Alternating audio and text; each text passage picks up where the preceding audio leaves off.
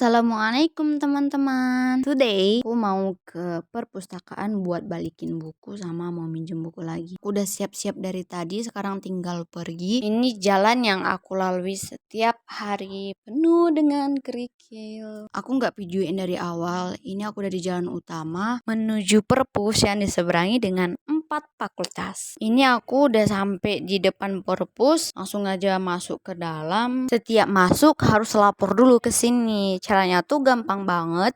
Tinggal tempelin KTM kamu ke layarnya. Terus gimana dong kalau seandainya lupa bawa KTM? Ya udah, kamu tinggal ketik NIM kamu, nomor induk mahasiswa.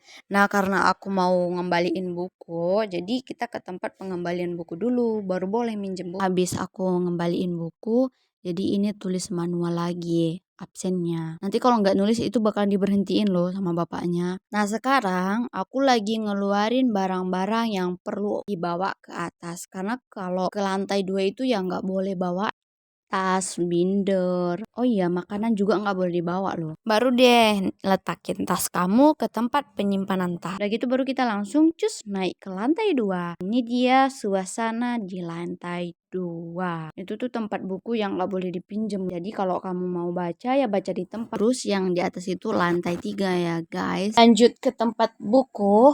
Aku mau ke tempat buku ini, BI Corner. Oh iya guys, ini ada tulisan alas kaki harap dilepas. So, sebelum buat nyari-nyari bukunya, harap dilepas dulu sepatunya. Ini aku taruh dulu barang aku satu persatu biar enak gitu milih bukunya.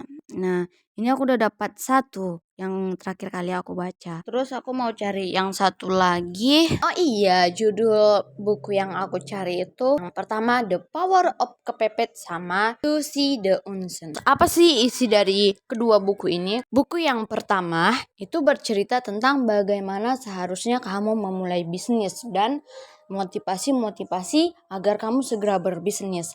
Terus buku yang kedua menceritakan sejarah di balik perseteruan GAM sehingga GAM itu dihapuskan.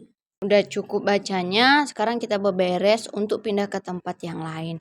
Ada buku yang harus aku pinjam dan baca di kos. Jangan lupa balikin bukunya dulu. Sebelum kita pergi ke rak-rak buku untuk cari buku yang aku pengen, alangkah baiknya kita searching dulu bukunya di komputer biar tahu bukunya itu ada di urutan mana. Ini aku lagi nyari-nyari buku yang sesuai dengan judul skripsi aku. Kita coba cari-cari aja dulu, siapa tahu jumpa. Muter-muter sana sini kita cariin yang sesuai. Jumpa juga nih buku akhirnya. Oke, karena bukunya udah jumpa, dibaca-baca dulu nih bukunya sebelum aku bawa ke kos. Karena aku lagi bikin konten, jadi aku tuh lagi nyari tempat yang paling sudut biar yang lain pada nggak keganggu gitu. Oh iya guys, ini perpusnya makanya sepi bukan karena nggak ada yang baca atau mahasiswanya yang malas ya. Perpusnya kosong karena sekarang mahasiswa lagi pada ujian. Makanya lihat nih, terhitung mahasiswa yang cuman ada di perpus. Aku milih tempat yang paling sudut. Aku taruhin dulu bukunya satu persatu. Tempat yang aku pilih ini arahnya langsung ke Fakultas Dakwah. Jadi teman-teman aku yang lagi jingkrak-jingkrak, entah lagi ngapain, itu aku nampak dari sini. Udah gitu, aku langsung aja milih buku buat aku pinjam. Pertama aku lihat dulu nih, buku yang mana yang paling sering mahasiswa pinjam. Jadi aku bikin itu jadi pertimbangan. Udah milih yang mana yang bagus, ya udah aku baca aja dulu di sini sebelum balik ke kos. Oh iya, aku lupa. Satu lagi nih guys yang bikin ini perpustakaan makanya agak sepi. Karena kemarin kan baru ngerayain Hari Raya Idul Adha ataupun Hari Raya Kurban. Makanya nih perpustakaan agak sepi karena orang-orang pada pulang ke rumah, cuman aku yang enggak. Canda, masih ada kok kawan-kawan yang di kos lain yang belum pulang. By the way, kalian pada ngurbanin apaan nih guys? Skip deh pertanyaan yang tadi. Aku mau nanya gini aja deh. Pernah gak sih kalian kepikiran gini? Pertama kali bacanya kisah Nabi Ibrahim pas kelas 3 SD. Pertama kali baca langsung kepikiran gini. Itu kan Nabi Ibrahim disuruh nih ngebunuh atau ngorbanin anaknya sendiri untuk dikurbanin. Kepikiran langsung. Ya Allah, kenapa kamu ngajarin kami buat bunuh-bunuh? Kenapa lah kamu bikin kami jadi tumbal, jadi manusia kanibal? Itulah langsung kepikiran pertama. Nah, di lembar selanjutnya, tiba-tiba nih datang deh malaikat Jibril bawa kambing buat gantiin si Nabi Ismail. Nah, pada sejak saat itu, dari situ aku selalu kepikiran wajah bapakku. Mau makan, mau keluar rumah, mau sholat, pokoknya segala aktivitas bapakku, aku selalu nengok dia. Sambil dalam hati ngebatin gini, Pak, kalau seandainya Jibril nggak bawa kambing, tolonglah punya anak lagi, biar adik-adikku aja yang kita korbanin, nggak usah aku gitu. Buat kita bikin rendang. Nah, pernah nggak kepikiran kayak gitu? Memang isi kepala aku ini agak random. Nah, setelah kejadian itu, akhirnya aku masuk pesantren, dapat pelajaran, terus dapat tulisan juga yang kurang lebih ceritanya gini. Setiap manusia adalah Ibrahim, dan setiap Ibrahim punya Ismail, dan setiap Ibrahim harus mengorbankan Ismailnya. Allah tuh nggak minta nyawa Ismail, Allah tuh cuma minta rasa ikhlas dan melepas rasa kepemilikan kita. Nabi Ibrahim dan istrinya punya anak tuh susah. Sekalinya punya anak ya langsung disayang-sayang banget. Apa-apa, anakku mana? Mau kemana-mana Ismail tuh harus diajak. Pulang kerja nih Nabi Ibrahim gitu, Ismail nggak ada di rumah gitu kan ceritanya. Nanti istriku, si Ismail mana anak kita? Kok aku nggak nampak?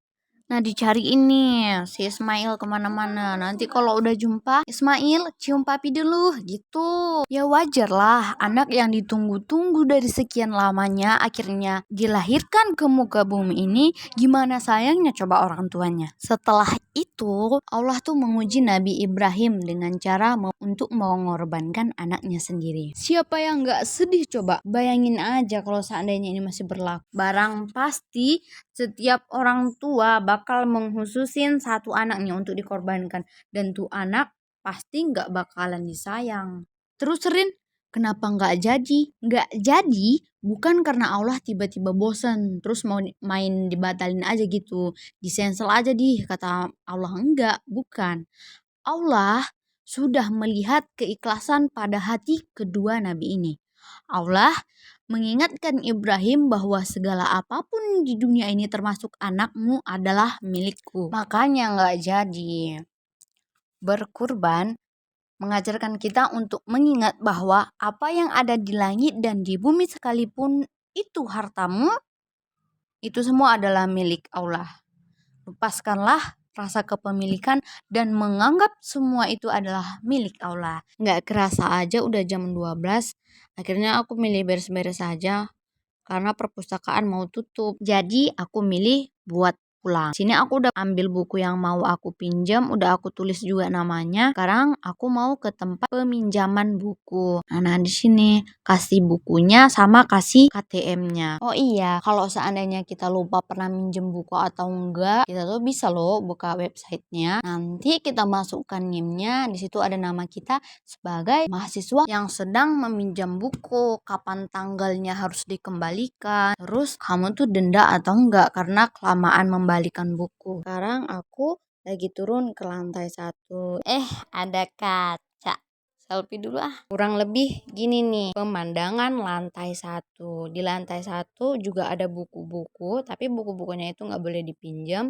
Banyak sopannya, ada denahnya juga. Ini sekarang aku udah di pintu keluar dari lantai 2. Terus mau ngambil tas aku yang tadi aku titipin di penitipan tas. Udah di sini langsung ambil aja di tempat yang tadi aku taruh. And finally, buku udah dikembalikan, kita pinjemin lagi yang lain. Nah, ini aku mau keluar. Sebelum keluar aku nampak kaca lagi nih guys. Jadi aku nyempil lagi nih untuk perbaikin jilbab aku.